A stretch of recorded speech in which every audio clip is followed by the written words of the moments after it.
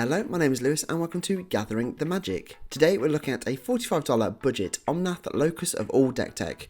Omnath says if you would lose unspent mana, that mana becomes black instead.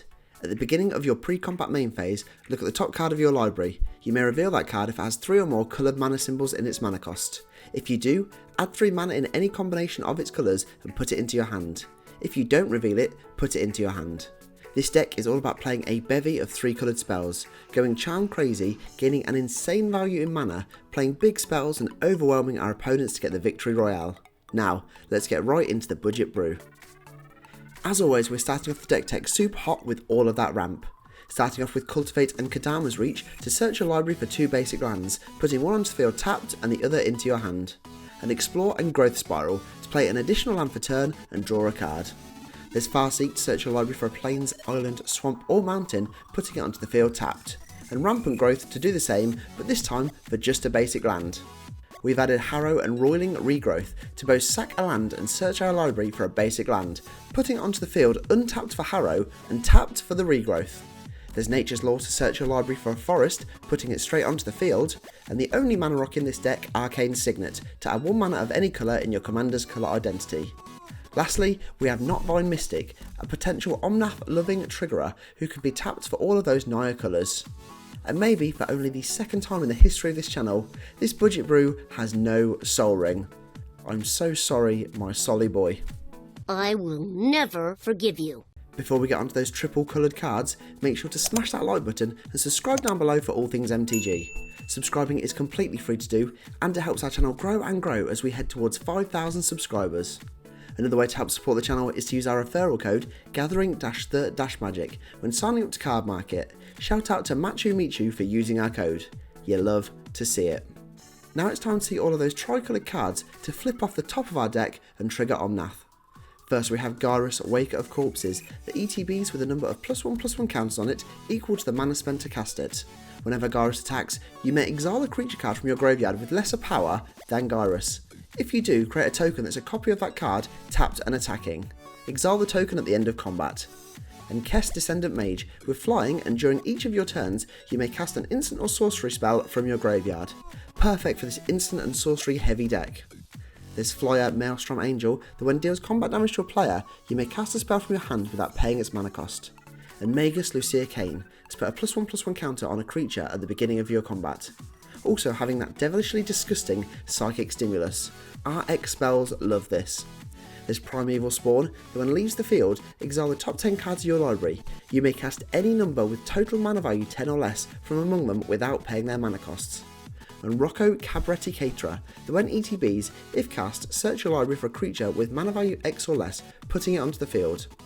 For the last 2 triple managed creatures, we have Yearlock of Scorched Thrash, to give each player those Jund colours. A player losing unspent mana causes that player to lose that much life. And Zaxara the Emplary, to tap for 2 mana of any colour. Whenever you cast a spell with X in its mana cost, create a 0/0 Hydra token, then put X 1/1 counters on it.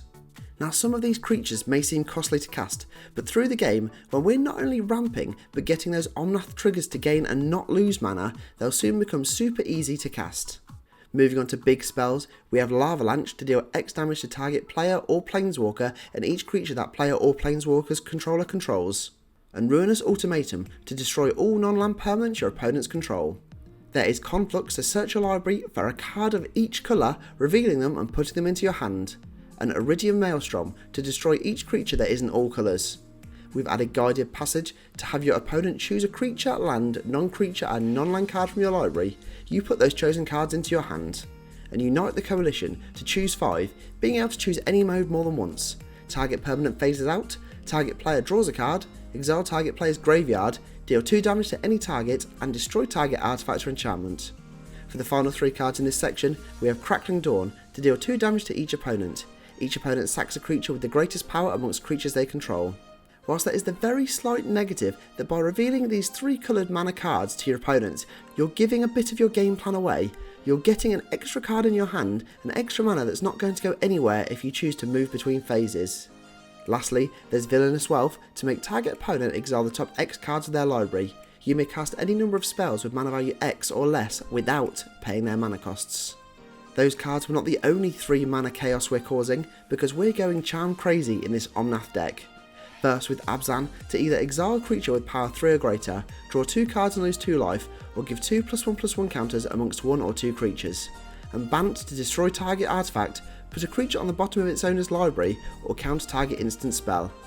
We have Brokers to give target creature you control +1/+0 until end of turn. It deals damage equal to its power to target creature or planeswalker an opponent controls. Destroy target enchantment or draw 2 cards. And Cabaretti to deal damage equal to the number of creatures you control to target creature or planeswalker. Give your creatures +1/+1 and gain trample until end of turn, or create 2 1/1 citizen creature tokens. Charms work so well in this deck. Not only are they triggering Omnath, helping to pay for themselves normally, but charms are also stacked with ways to respond to opponents, draw cards, get extra creatures, so much to help you equalise a board or just get ahead. There's Crosis to return a permanent to its owner's hand, destroy a non-black creature or destroy target artifact, and Darigars to return target creature from graveyard to your hand, deal 3 damage to target creature or player, or target creature gets +3/+3 until end of turn. We have Dromars to gain 5 life, counter target spell, or give target creature -2/-2 until end of turn. An Esper to destroy target enchantment, draw 2 cards, or make a player discard 2 cards. There's Grixis to return target permanent to its owner's hand, give target creature -4/-4 until end of turn, or give your creatures +2/+0 until end of turn. And Jeskai to put target creature on top of its owner's library, deal 4 damage to target opponent, or give your creatures +1/+1 and lifelink until end of turn. I'm so glad I'm only saying the first part of this card, otherwise I'd be saying the word charm all the time, and if I say charm one more time, I might just rage quit. Charm. There's Jund to exile all cards from target player's graveyard, deal 2 damage to each creature, or put 2 +1/+1 counters on target creature. And Maestros to look at the top 5 cards of your library, put 1 in your hand and the rest in your graveyard. Each opponent loses 3 life and you gain 3 life, or it deals 5 damage to target creature or planeswalker. We have Mardu to deal 4 damage to target creature, put 2 1/1 warrior tokens on the field, gaining first strike until end of turn, or target opponent reveals their hand, you choose a non-creature non-land card from it, that player discards the card. And Naya to deal 3 damage to target creature, return target card from a graveyard to its owner's hand, or tap all creatures target opponent controls. What makes charms so good? They're all instants, so with all this mana you're gaining, you can sit back, wait to respond, control the board and cause sweet, sweet destruction. For the final 5 we have Obscura to return target multicoloured permanent card with mana value 3 or less from your graveyard to the field tapped, counter target instant or sorcery spell, or destroy target creature or planeswalker with mana value 3 or less.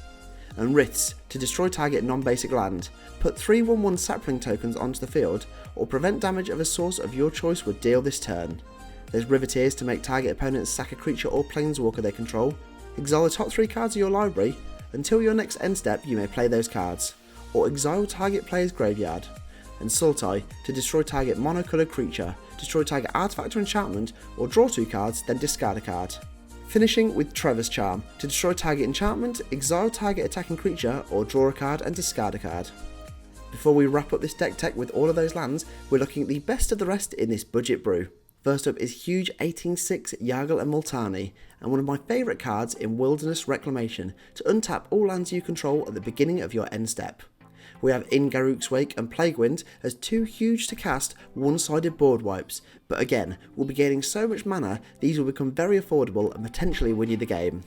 There's Exsanguinate to make each opponent lose X life, you gain life equal to the life lost this way, and Blue Sun Zenith to draw X cards. We have Animist's Awakening to reveal the top X cards of your library, putting all lands among them onto the field tapped. If there are 2 or more instants or sorceries in your graveyard, untap those lands. And Faeburrow Elder to tap, and for each colour amongst colours you control, add 1 mana of that colour, with the Elder also getting +1/+1 for each colour amongst permanents you control. Although these cards don't have that Omnath-loving 3 colour triggers, these are big, powerful spells that we're wanting to use that excess mana with to really go crazy, gain that big value and get in that position to win the game. We have Breach the Multiverse to make each player mill 10 cards. For each player, choose a creature or planeswalker card. Put those cards onto the field under your control, with each becoming an evil Phyrexian. And Sphinx's Revelation to gain X life and draw X cards. We have Muldrifter to draw 2 cards, and Apocalypse Hydra, the ETBs with X +1/+1 counters on it. If X is 5 or more, it enters with X additional +1/+1 counters on it. For the final 2 we have General Ferrous Rockrick. This is whenever you cast a multicoloured spell, create a 4/4 Golem token, and Gigantha the Wellspring to have that option to tap for all 5 colours. Time to round off this budget brew like we always do with all of those lands. Starting as always with those basics, we have 5 forest and 3 plains, as with all of that ramp it does run very slightly more green. And for the rest of the basics we have 3 island, 3 swamp and 3 mountain. We have command tower to add 1 mana of any colour in your commander's colour identity, and exotic orchard to add 1 mana of any colour a land an opponent controls can produce. There's classic lands in Evolving Wilds and Terramorphic Expanse to crack and search our library for a basic land, putting it onto the field tapped. And then we have the 5 lands from Streets of New Capenna that all ETB and instantaneously sack to fetch out a basic land and gain us a life. Extra good, as the more lands we get out of this deck, the more chances to hit those triple coloured Omnath triggers. And to wrap up, the final 10 lands here are the 10 dual lands from Dominaria United. Although these lands come into play tapped, not only do they help fix our 5 coloured deck, but various rampy cards avoid the word basic and say to search for a forest, plains or the rest, meaning those lands count and can get you that colour balance nice and early in the game.